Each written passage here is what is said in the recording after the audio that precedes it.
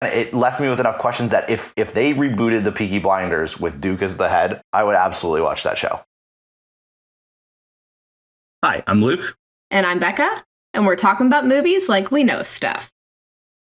Hey everyone, so we just saw the long-awaited Peaky Blinders movie, Peaky Blinders, the Immortal Man. A couple days late, but we were honestly dying to see this. So. Yeah, we've been watching the Peaky Blinders for a long time, and we were excited to finally see the conclusion and the finale. So I'm going to give us a quick synopsis on the movie. So the movie is the conclusion to the Netflix TV show, The Peaky Blinders. And this movie follows Tommy Shelby after the events of the TV show, and it deals with Tommy wrestling with demons both in his head as well as the demons he's left in his actual hometown with his son growing up, Duke. And this movie follows Tommy as he rejoins with his son to potentially or potentially not take down a Nazi plot to overthrow England. And so I think we'll start off with some spoiler-free thoughts on this, and then we'll move into spoiler thoughts. So Becca, kick us off. What do you think spoiler-free thoughts? Spoiler-free thoughts. So I don't know if you're going to agree with me. Okay. But I feel like this would have been better as a fleshed out season than a movie. Yeah, it felt too short to me. It felt so short that it almost felt like I didn't really feel any emotional gravitas during almost any of it. Especially during the conclusion. The conclusion is when I started to feel it a little bit. Whenever bit. you saw like pictures of like Grace and Charlie, like his second son. Yeah. That was the one scene that I'm like, oh, this would have been a great season finale to the actual show. Yeah. Instead of Tommy just blowing up his gypsy caravan and walking away to apparently just wallow in depression. Yeah. So. Yeah, I agree. The movie was definitely should have been expanded to a season. I've wanted more. At the very least, it should have been closer to a 3-hour movie, I think. But probably a full TV season would have been the best justice for it. Even a shorter final season would have been fine. And I feel like I can't say too many other things without going into spoilers, but I just want to say that I feel like too much happened in too short a time. It almost made it feel like nothing happened in this movie, which isn't true. There were story beats that I'm like, oh, this would have taken like 2 to 3 episodes to get to in the show. Certain, like watching this movie, there were big moments and deaths and emotional plot beats that would have taken a couple episodes to get to if this was a TV show, and it would have been much more impactful. Yeah. And I think that is my biggest criticism, that for me it felt a little hollow as a fan, as a big fan. Agreed. Like, I think you would agree that for me, Peaky Blinders was golden standard television. It's definitely top tier TV, for sure. That Breaking Bad to me is still my ultimate gold standard of a perfect show. Perfectly paced, perfectly written, perfectly concluded. I feel like Peaky Blinders is a little less concise, which gives it more of a silver medal. But I feel like the show deserved more than this movie. Agreed. Yeah, I agree with that. I will say, to say a positive thing that's not written with spoilers, is that this movie still is very much Peaky Blinders. It has the exact same DNA. It's gritty, it's tough, there's a lot of will they, won't they, and the music is also top-notch in my opinion. The soundtrack was great. The soundtrack's really good. It's the same soundtracks that you would expect a Peaky Blinders movie to have, or TV show to have. I could have used more of the original song. Yeah, for sure. But yes, it was a very good soundtrack. Yes, it was a very good soundtrack. So, overall, I really liked the movie. I just wanted more. That's my ultimate statement, I think. Yeah, for me, I wanted to like it more than I did. I am glad to have gotten a conclusion, though, because there really wasn't in the show. No, there was not. So this kind of ties everything up into a nice bow at the end of it. Right. I just thought the bow might have been a little bit more triumphant. Yeah, agreed. 100%. But I really can't say anything else without spoiling. Exactly. So I think we have to pivot. So if you are a big Peaky Blinders fan, please click off. Go watch it, even if it's not gonna blow your mind. You do owe it to yourself to see it in real time and not just hear our take on it. Yeah, agreed. So thank you guys so much for being here. Like, comment, and subscribe before you go, and we'll be back with the spoiler thoughts. And we're back with spoiler thoughts on the Peaky Blinders movie. Becca, you were dying to share some spoilers in the spoiler-free section. What do you got? What do you got? Honestly, okay, I feel like I don't have that many, but my biggest complaint... I think I know what it is. Is it the lack of Arthur? Yes. I do. We both really love Arthur as a character. He's just entertaining and you can't help but root for him. Yes. But really more so than just my love of Arthur as a character. Cillian Murphy is incredible, right? Mm-hmm. He is incredible. And the whole time we watch the show, I'm like, he is the perfect lead because all the men want to be him and all the women want to date him. Like he is perfect. Yeah. And he does make the show, but actually Peaky Blinders has a really great ensemble cast. They do. Mm-hmm. And I feel like this movie suffered because there were so little of them in it. Yes. You open it up and, sadly the actress who's played Polly has passed away. Mm-hmm. And that was announced in the TV show. That was announced. Michael's dead. Who cares about him? I liked Michael as a character, Michael honestly. was a dick. I liked him as a character. John obviously has died. Mm-hmm. Who else is gone? Well, it opens up, you find out Arthur's dead, who was arguably like the most entertaining sibling. Yeah, was killed off screen, which is unfortunate. And Ada ends up getting shot mm-hmm. in a really foolish way, I think. Mm-hmm. That Ada dies because, non-spoiler alert, she's still a social justice warrior. Mm-hmm. And because she wants to, for the sake of YouTube, stop the bad guys from Germany. Mm-hmm. She makes her plans to stop them really obvious, like goes to a public forum and says like, give me witness statements and like how to, she's been in a crime family for years. Yeah. Like it didn't occur to her to whisper. Maybe be a little more, subtle about it. A little more discreet. Yeah, that's just kind of Ada's character though. She always is like, have the right government in place to do the right thing, basically. Right. I just feel like she should have enough experience with the wrong government. She never liked it. She never liked being part of the crime family. But she gets shot, and she's one of the few relatives who's left. Mm-hmm. And so we're just left with Tommy's illegitimate eldest son, who is a central character, but because the movie is so short, I don't feel like I really got to know him. Yeah, agreed. And who else is recognizable? I mean, a couple of people from Tommy's gang, the core gang, like men he fought with. Yeah, the core men that are in the show from the very beginning. Who I honestly didn't remember that well. Oh, I remembered of them. If you told me, say like, I what's remember Johnny Dogs. Yeah, I'm like, do I remember these people's names? Not really, but I do remember the characters. Yeah. So, I mean, I believe that Ada would die in that fashion. I believe that Arthur would die in some kind of rage-related conflict. Yes. Yeah. But I still feel like the movie made sense, but suffered for their absence. That this almost felt like the later seasons of Glee when all the main cast members left because they wanted to do something else with their lives. Mm-hmm. And then fans of the show were just watching the lesser interesting versions of the Glee Club. Mm-hmm. Mm-hmm. On some level, that's what I felt like I was watching. Yeah, right.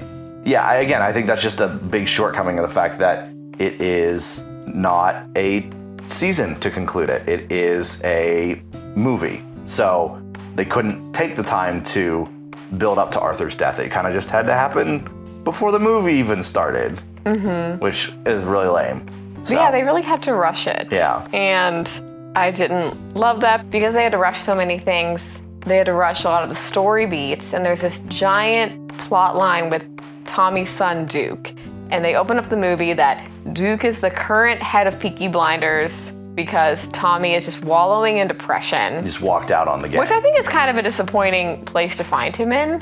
When he walked off from his burning caravan, it felt like with a sense to live. Mm-hmm. So I thought that was a bit of a disappointment. But you find out Duke's the new leader, and he's even more cruel and reckless and ruthless than Tommy was in his youngest, most naive days of being the leader. Right. And there's this whole plot line, will Duke betray his father so he can really usurp the throne? Because of Tommy and power, he's always just kind of seen as second place. Right, yeah. But I feel like they never built up the relationship because from what I could see, they never had one. Well, he's not even in the show for very long. He's introduced in the last or the second to last season, I think. And I forgot he existed until we watched that recap. So shout out to that recap channel we watched because I wouldn't have remembered him. Yeah, sure. That's how little of an impact he made. Right. But halfway through the movie, Tommy's like, I trust him. Mm-hmm. Like, why? You weren't even there to see him not shoot his aunt in that hit scene. Right. You really have no reason to trust this honestly stupid kid, which is the vibe I mostly got from this character. Sure, yeah. I did like the back and forth of the will he, won't he. It made for a very entertaining film the whole way through. But yeah, there's a little bit of a lack of weight because, again, it's just hindered so badly by the fact that it was a 2-hour movie and not a season. And I kept asking myself when I was watching this, is how do I feel like this stacks up to El Camino, which was the movie they made following Breaking Bad. Okay. Which is about Jesse and what happened to Jesse after he drove away from like the House of Horrors. I remember. He was stuck in. You did show me that. That's right. Yep. And I remember that, to be honest, I don't remember much about the movie, but I remember it being like another really good Breaking Bad episode. But I remember liking that better because everything was so neatly wrapped up in the show. Yeah. That Walt got his revenge and comeuppance in a really satisfying way. Sure, yeah. And I don't feel like this movie did that for me. I don't feel like the season, like the show wrapped it up in a way I was satisfied, and I'm not sure that this movie wrapped it up for me either. Agreed. With the exception of Tommy's funeral scene, I did think that was a good monologue. It was. I liked that. I thought, oh, that would have been really nice if it was presented at the end of something I cared more about. Right, agreed. Yeah, again, I've been saying it over and over. The biggest hindrance to this movie is that it was a 2-hour movie and not multiple hours and or a season of the show. So, great bones, great potential. But definitely. A little bit of a letdown. Yeah, I want to say about the music, I mentioned in the spoiler-free review, but the music is fantastic. The new rendition of Red Right Hand was cool. I'm glad that they threw that back in there because it's just such an iconic opening song for this show. And a perfect moment, too. And the perfect moment, like he's back, you know? He's back in Birmingham. Yeah, really cool. So enjoyed that. And then the rest of the music is just, how do I want to describe it best? It's like punk music, but it's not like true punk like you would think about it today. It still has that Western feel. It's a Western, a little bit of Western feel. It's experimental. The music is very experimental. That's the word I was looking for. There are songs that are very creative in their use of like tempo and lyrics, and there are songs that the melody is just dissonant the entire way through. It sounds almost like people are bad singers, but that's just the character of the song that's being sung. It's haunting. All the songs have a haunting quality, which is fitting for such a gloomy show. Yes. I will give the movie a bit of credit though, and maybe you'll disagree with me on this one, but I liked Adult Duke. I thought he was a fantastic character. I wanted to get to know more about him. I really liked him. I know it's hard to get invested into him in a 2-hour TV show. It just made him two-dimensional for me. Yeah, but again, it left me with enough questions that if they rebooted the Peaky Blinders with Duke as the head, I would absolutely, and that guy, that actor as Duke continuing, I would absolutely watch that show for sure. Yeah, that's true. I mean, I want to know, like, is he going to take away all the lessons that his father was hopefully trying to impart on him in this last meetup? What kind of problems is he going to have to deal with going into the 1950s and post World War II? Right. There's a lot of changes that are coming to the United States in that time and to England in that time. You know, how does he navigate all those? There's a lot of really cool questions that could be answered or played upon for a sequel TV show, in my opinion. So I liked the character enough that I would go and watch a TV show with him in it. And I think I would have liked him more if I'd gotten to know him better. Sure. That they say, oh, he's worse than your dad, but the only thing we saw him do was beat up some people at a gravesite. And rob some people. Yeah, rob some people at a gravesite. Yeah. Not pretty creative, in my opinion. That I feel like I didn't really get a glimpse into Duke's cruelty. Sure.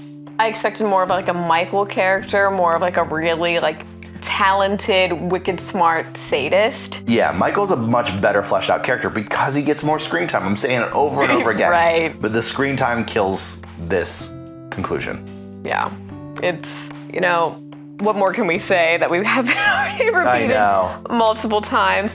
I still think it is worth watching. Absolutely. If you watch the show. You need a conclusion for the show. You really do. You can't end it on the last season. No. This is still one of my favorite TV shows of all time. I want to say thank you randomly to a massage therapist I had at a spa in Colorado. I was in Colorado with you and your family on a ski trip, and I got a massage, and this random lady told me to watch Peaky Blinders after I told her that I loved Breaking Bad. Mm-hmm. Yeah. And she said it was her favorite show of all time, to the point where she's rewatched it multiple times. Yeah. And I feel like this is the only drama post Breaking Bad that has impressed me almost as much. So Agreed. Again, I'm very grateful for the show. I think it is mostly phenomenal, and this is okay enough Yep. for the finale. It was a good enough finale. Could have been better, but it was good enough, for sure. But I'm gonna let you rank it first, because I went first last time.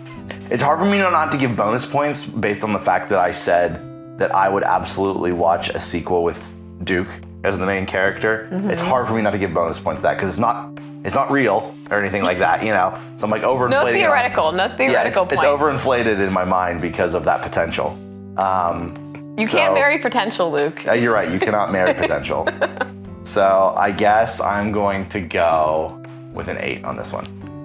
I am less generous. I know you are. I'm giving it a 7. I figured you would. I thought maybe 7.5, but the more I think about it, the lower it gets. I think it's a 7. That's for fair. all the reasons I mentioned that I don't need to belabor in the conclusion. Absolutely. So it's average. Yeah, sorry, honey. It's average to me. But to everyone else, thank you for listening. Are you a Peaky Blinders fan like us? Shout out in the comments if you are. Shout out in the comments if you are, and tell us, did you see this movie? Do you think it was a fitting conclusion, or were we better off just leaving where the last season left us? Yeah, I know I said that you need to have this conclusion, but I could see how the last episode of the last season could theoretically be like an open-ended ending to the movie, to the show. Yeah. But either way, we'd love to know. Love to know. Like, comment, subscribe. Please check out our last video on the newest Pixar movie. Wildly different movie. Genres, yes. Experience and genre. But either way, we'd love to have you. So until next time, bye. Bye.